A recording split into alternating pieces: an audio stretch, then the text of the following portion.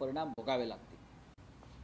विधानसभा अध्यक्षांचा जो निर्णय आहे सर राष्ट्रवादी काँग्रेसबद्दलचा तो 14 फेब्रुवारीला येईल असं सांगितलं जात आहे सध्या. जे शिवसेनेच्या बाबतीत घडलं तेच राष्ट्रवादी काँग्रेसच्या बाबतीत घडेल. निवडणूक आयोगानं लोकशाहीच्या पाठीमध्ये पूर्णपणे खंजीर खुपसला आहे आणि लोकशाहीची पूर्ण हत्या करण्यासाठी बरं का हे प्रकरण आता राहुल नार्वेकर यांच्याकडे सोपवलं. हा वध आहे लोकशाहीचा. निवडणूक आयोग आणि विधानसभा अध्यक्ष दोघे मिळून करतात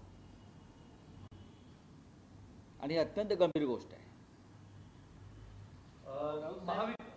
तुम्ही पवार साहेबांना भेटले काल. होय, त्यांची काय प्रतिक्रिया होती या सगळ्या? ते अत्यंत संयमानं आणि खंबीरपणे उभे आहेत. आम्ही काल त्यांच्याबरोबर होतो. आम्ही बऱ्याच विषयावर चर्चासुद्धा केली.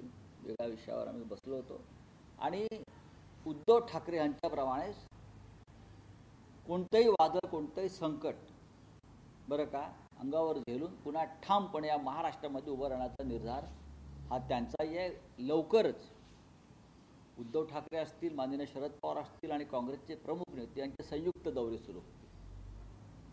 काल आम्ही त्या संदर्भात चर्चा केली.